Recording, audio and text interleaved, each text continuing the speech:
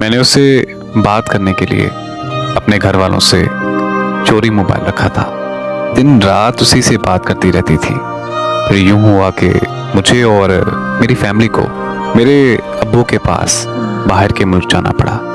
वहाँ जाकर भी मेरा राब्ता उससे ख़त्म नहीं हुआ और मैं दिन रात उसी से मुसलसल बात करती रहती थी।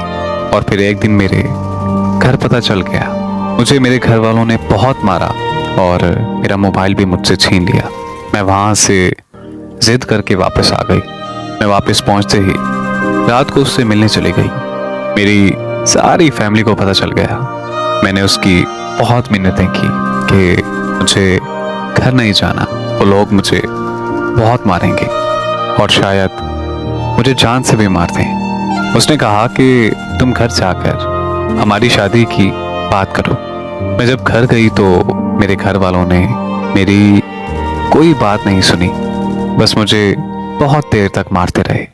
इतनी ज़्यादा मार खाने और इतनी पाबंदियां लगाने के बावजूद भी मैं उससे बात करती रही, उससे मिलती रही और घर वालों से बार बार मारें खाती रही। ऐसे ही हमारे रिश्ते को 7 साल गुजर चुके थे।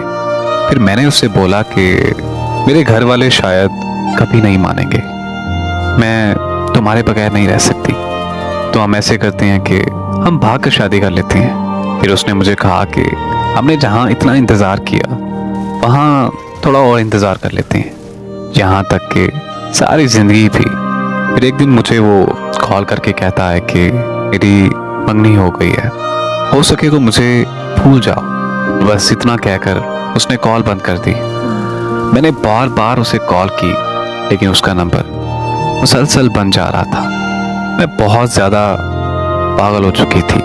बहुत ही ज़्यादा सोचने और समझने के बाद मैं उसके घर की तरफ भाग गई। उसके घर जाकर उसकी बहुत ज़्यादा मिन्नतें की, बहुत तरले किए, बहुत वास्ते दे डाले, यहाँ तक कि मैं उसके पाँव पड़ गई। मैंने उसके पाँव को चूमा और उसे ये कहा कि प्लीज़ मुझे मत छोड़ो, मैं तुम्हारे बगैर मर जाऊंगी, तुम्हारे बगैर ज़िंदगी का तसव्वुर भी नहीं कर सकती। वहाँ खड़े सब लोगों को मेरी हालत पर तरस आ रहा था, मगर एक वो सख्त दिल इतना था कि उसे मेरी हालत पर रहम नहीं आया। आखिरकार वो नहीं माना और जब मैं वहाँ से निकली तो एक जिंदा लाश बनकर निकली। अब 1 साल होने को है उसकी जुदाई में। सुना है कि अब उसने शादी कर ली है, पर अब मेरा ये आलम है कि मैं किसी और की नहीं हो सकती। मैं आज भी पागलों की तरह उसके इंतज़ार में हूँ। मैं आज भी उसी के प्यार में हूँ।